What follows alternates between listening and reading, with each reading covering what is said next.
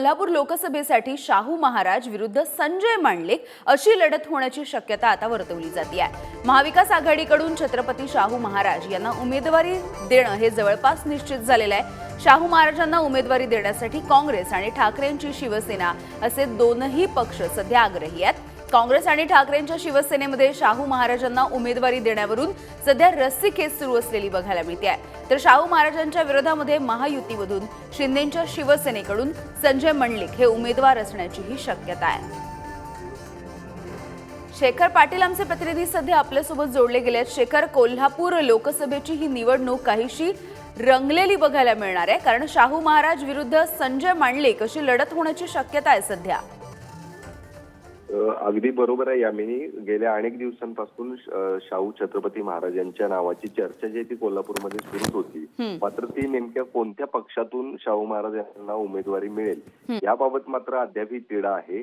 सतेज पाटील जे काँग्रेसचे आमदार आहेत ते मात्र गेल्या अनेक दिवसांपासून काँग्रेसलाच ही कोल्हापूरची जागा मिळावी अशी यासाठी आग्रही आहेत। मात्र या ठिकाणी आपण पाहिलं तर शिवसेनेचे खासदार या ठिकाणी राहिले होते, जे शिंदे गटामध्ये नंतर गेले। मात्र आता या ठिकाणी शिवसेना असू दे किंवा काँग्रेस आणि राष्ट्रवादी असू दे, या सर्वांचं एकमत जे आहे ते शाहू महाराजांच्या नावावरती झालेलं आहे। मात्र या ठिकाणी शाहू महाराज कोणत्या पक्षाच्या तिकिटावरती खरं तर या ठिकाणी निवडणूक लढणार हे मात्र अद्यापही स्पष्ट झालेलं नाही। शिवसेना जे आहे ते आपल्या पक्षातून लढावी यासाठी आग्रही असल्याचं पाहायला मिळतं। शिवाय दुसरीकडे सतेज पाटील सुद्धा हा मतदारसंघ आहे तो कोल्हापूर काँग्रेससाठी मिळावा यासाठी आग्रही असल्याचं पाहायला मिळतं। त्यामुळे काल बैठकांमध्ये देखील या जागेसंदर्भातली चर्चा झालेली आहे। मात्र एक मात्र नक्की आहे, 2009 साली मंडलिकांच्या विरोधातच कोल्हापुरातील छत्रपती घराण्यातील संभाजीराजे छत्रपती यांच्यामध्ये लढत झाली होती। सदाशिवराव मंडलिक विरुद्ध संभाजीराजे अशी ही लढत होती आणि आता 2024 ची ही लढत जी आहे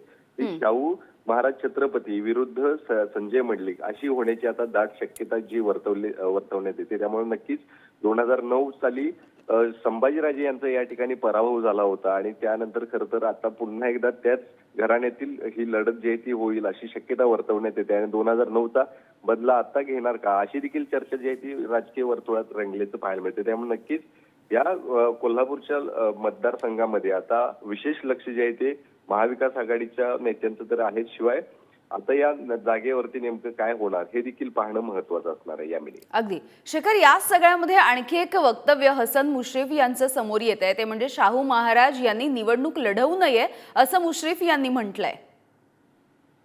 अगदी बरोबर आहे। काल पत्रकार परिषदेमध्ये हसन मुश्रीफ यांनी या संदर्भातलं वक्तव्य केलं। खरं तर शाहू महाराज यांच्याबद्दल आपल्याला आदर आहे आणि सर्वच नेते कोल्हापुरातील जे आहे ते या संदर्भातलीच वक्तव्य करताना पाहायला मिळतात। त्यामुळे त्यांनी या राजकारणामध्ये पडू नये, त्यांनी उमेदवारी घेऊ नये अशा पद्धतीचं वक्तव्य जे आहे ते हसन मुश्रीफ यांनी केले। तर दुसरीकडे संजय मंडलिक जे त्यांच्या विरोधातच असतील अशी शक्यता वर्तवण्यात येते, त्यांनी देखील काल आपल्याला पुढारीला माहिती देत असताना शाहू महाराज हे उमेदवार नसतील असं मला वाटतंय असं देखील त्यांनी म्हटलेलं। त्यामुळे नक्कीच अद्याप ही या सगळ्या जागेबद्दल शक्यता जी आहे ती तर्क वितर्क जे आहे ते वर्तवली जातात। मात्र सध्या तरी या दोघांच्याच नावाची खरं तर चर्चा जी आहे ती आता रंगताना पाहायला मिळते आणि त्याच नावावरती शेवटपर्यंत शिक्कामोर्तब होईल अशी देखील शक्यता वर्तवली जाते। अगदी धन्यवाद शेखर या सगळ्या सविस्तर माहितीसाठी।